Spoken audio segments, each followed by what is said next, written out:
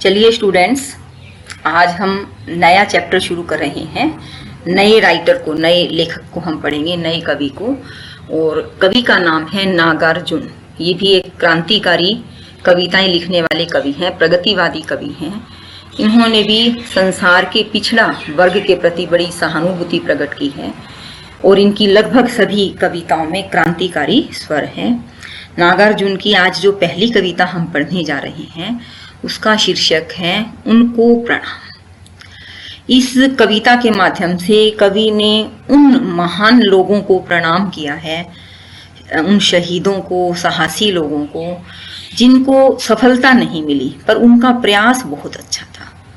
कविता का शीर्षक भी यही है, उनको प्रणाम।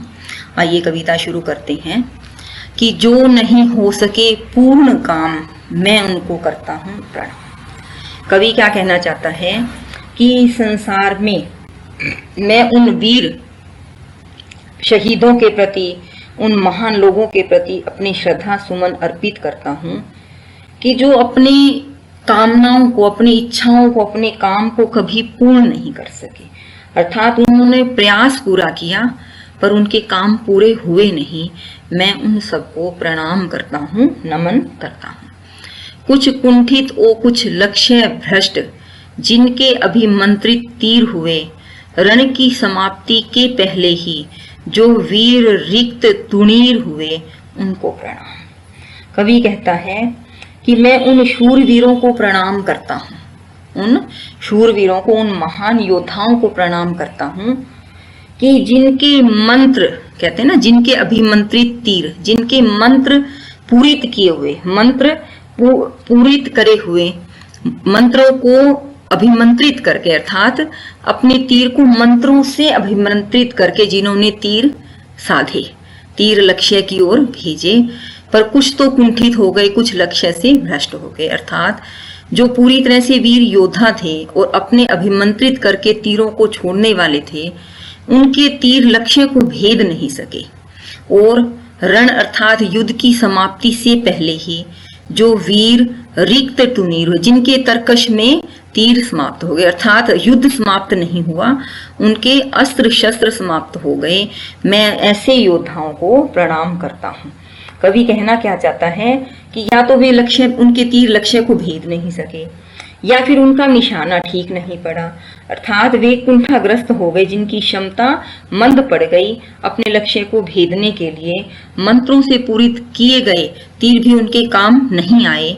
ऐसे वीर योद्धाओं को मैं प्रणाम करता हूँ। जो छोटी सी नैया लेकर उतरे करने को उधदी पार, मन ही मन में ही रही, स्वयं हो गए उसी में निराकार, उनको प्रणाम। अब कवि क्या कहता है कि मैं उन 9 सैनिकों को, जो जल सेना के सैनिक हैं, उनको भी अपना प्रणाम करता हूँ। छोटी सी नाव लेकर के जो समुद्री सीमा की रक्षा करने के लिए उतर पड़े, जिनके पास ज्यादा साधन नहीं थे, सिर्फ जल सेना के वे सैनिक थे और अपने साथ एक छोटी सी नाव के सहारे समुद्र को पार करने के लिए पूरे हौसले से, पूरी उम्मीद से आगे बढ़ गए, पर उनकी मन की मन में रह गई। मन की मन में रहने का अर्थ क्या है कि उनकी इच्छा पूर्ण नहीं हो पाई, अर्थात वह समुद्र को पार नहीं कर पाए और उसी में निराकार हो गए, अर्थात दुर्भाग्यवश समुद्र पार न करने की इच्छा शक्ति उनके मन की मन में रह गई और वे समुद्र में ही विलीन हो गए। ऐसे वीर सैनिकों को मैं प्रणाम करता हूँ।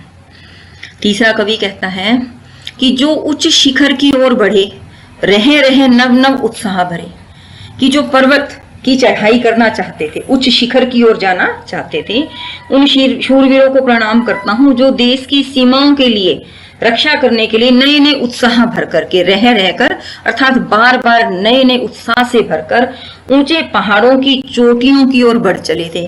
उच्च शिखर का अर्थ हिमालय की ऊंची चोटियों पर जा चढ़े थे कि देश की सीमाओं की रक्षा करनी है, पर कुछ ने ले ली हिम समाधि, कुछ असफल ही नीचे उतरे। कहते कि उनमें से कुछ वीर तो ऐसे थे जो हिम समाधि का थे, जो बर्फ में ही वहां पर लीन हो गए, बर्फ ने उनकी वहीं पर समाधि बना दी, अर्थात शहीद हो गए। और कुछ असफल होकर पुनः नीचे आ गए। मैं ऐसे लोगों को भी प्रणाम करता हूँ। कवि कहते हैं मैं उन्हें प्रणाम क्यों करता हूँ? क्योंकि उन्होंने प्रयास अच्छा किया था। जरूरी नहीं सफलता मिले, पर मैं उनके प्रयास को, उनके आप ये कह सकते हो जज्बे को मैं प्रणाम करता हूँ।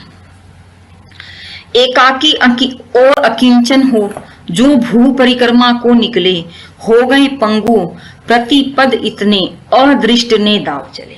अब कवि क्या कहता है कि जो एकाकी थे, अकेले थे, अकिंचन अर्थात गरीब थे, निर्धन थे, भू परिक्रमा अर्थात संपूर्ण धरती की परिक्रमा करने के लिए निकल पड़े। उनके अंदर जज्बा था, हौसला था, साधन नहीं था, अकेले भी थे, गरीब भी थे, परंतु उनके अंदर पूरी धरती की परिक्रमा करने का जज्बा था। अपनी इस यात्रा के प्रति वे निकल पड़े थे, लेकिन वे इतने लाचार हो गए कि या तो वे खुद पंगु अर्थात उनके पांव में कोई तकलीफ आ गई, लाचार हो गए, अर्थात परिक्रमा करने के लिए उनके कदम नहीं बढ़े। प्रतिपद का अर्थ है हर कदम पर, अदृष्ट का अर्थ है जो दिखाई नहीं देता। भाग्य जो है उसने इतने दाव चले कि वे भाग्य पर ही निर्भर होकर रह गए, अर्थात उनका कहीं पर भी वश नहीं चला, वे भाग्य पर निर्भर होकर के रह गए। भाग्य ने उनके साथ इतने खेल खेले, इतने दाव चले कि वे सफल नहीं हो सके। कवि कहता है मैं उनको भी प्रणाम करता हूं। आगे कहता है कि कृत नहीं जो हो पाए, प्रत्युत फांसी पर गए झूल, कुछ ही दिन बीते हैं फिर भी यह दुनिया जिनको गई। कवि कहता है कि मैं उन शूरवीरों को प्रणाम करता हूं जो किसी अभियान में किसी कारणवश सफल नहीं हो पाए, अपितु शत्रु के द्वारा पकड़ लिए गए या फांसी के फंदे पर झूल गए। प्रत्युत का अर्थ है कि या फिर बल्कि फांसी के फंदे पर ही झूल गए, अर्थात जिस कार्य की सिद्धि के लिए गए थे वो कार्य सिद्ध नहीं हो पाया, पर वे शहीद हो गए। कवि कहता है कि उनकी त्याग को, उनके बलिदान को यह दुनिया कुछ ही दिनों में भूल गई, और यह दुनिया जो है उनके मरने के बाद कुछ ही दिन बीते थे कि उनको भूल गई। कवि कहता है मैं उनको भी प्रणाम करता हूं, अर्थात संसार जो है उन्होंने अपना बलिदान दे दिया, उसके बावजूद उनको याद नहीं रख पाया, क्योंकि उनका नाम प्रचलित नहीं हुआ था, कोई बड़ा नाम, काम या नाम उनके साथ नहीं जुड़ा था। कवि कहता है ऐसे लोगों को जिनको दुनिया भूल गई है, जिनके बलिदान को, जिनके त्याग को, जिनकी मेहनत को, जो कृत नहीं हो पाए, अर्थात सफल नहीं हो पाए, मैं उनको प्रणाम करता हूँ, उन वीर योद्धाओं को मैं प्रणाम करता हूँ। थी उग्र साधना पर जिनका जीवन नाटक दुखांत हुआ। कवि कहता है कि जिन्होंने कठोर साधनाएं की, उग्र का अर्थ है कठोर, कठिन, साधनाओं का अर्थ है बड़े जीवन में प्रयास की, बहुत मेहनत की, जीवन नाटक दुखांत हुआ, पर जिनके जीवन रूपी नाटक का अंत दुखांत बड़ा ही दुखद हुआ। था जन्म काल में सिंह लगन, पर कुसमय ही देहांत हुआ। कि उनकी जन्म कुंडली में सिंह लगन था। सिंह लगन का अर्थ क्या माना जाता है कि उनकी आयु बहुत बड़ी होगी, बड़े दीर्घायु होंगे, लंबी उम्र वाले होंगे, चिरंजीव होंगे, परंतु दुर्भाग्यवश कुसमय का अर्थ है असमय ही, कि अभी मरने का समय नहीं आया था और उनका देहांत हो गया, वे मृत्यु को प्राप्त हो गए। अर्थात जिन्होंने बहुत साधनाएं की थी, लंबी उम्र का वरदान लेकर भी आए थे, परंतु किसी कारणवश, किसी दुर्घटनावश असमय ही उनका देहांत हो गया। ऐसे लोगों को भी मैं प्रणाम करता हूँ। कवि कहता है कि दृढ़ व्रत और दुर्दम साहस के जो उदाहरण थे मूर्तिमंत, कि जो अत्यधिक पक्के इरादे वाले, नियमचारिता, दुर्दम साहस, अदम्य साहस के साक्षात उदाहरण थे। मूर्तिमंत उदाहरण का अर्थ है साक्षात उदाहरण, कि लोग जिनके साहस का उदाहरण देते हैं, तुलना करते हैं, उनके व्रत को, उनके दृढ़ नियम को, उनके दुर्दम साहस को लोग चर्चा में रखते हैं, बातचीत करते हैं, प्रशंसा करते हैं, अर्थात जो साक्षात उदाहरण के स्वरूप में संसार के सामने चित्रित हैं। फिर कहते हैं कि पर निर्बधी बंदी जीवन ने जिनकी धुन का कर दिया। पर क्या कहते हैं कि दुर्भाग्यवश शत्रु द्वारा जिन्हें पकड़कर अनिश्चित कालीन कारावास दे दिया गया, जिसकी वजह से उनकी उमंगें समाप्त हो गई। निरवधि, निरवधि का मतलब है कि जिसकी कोई सीमा नहीं है कि इतनी सीमा के लिए कारावास दिया गया है। उनको बिना वजह के, बिना किसी कसूर के पकड़ करके बंदी बना दिया गया अनिश्चित काल के लिए। ये समय जो है वह निश्चित नहीं है। जिनकी धुन का कर दिया अंत, जिनके अंदर एक धुन थी कि वे देश के लिए, समाज के लिए कुछ करेंगे, पर कि उनकी धुन अर्थात उमंग समाप्त कर दी गई, मैं उनको भी प्रणाम करता हूँ।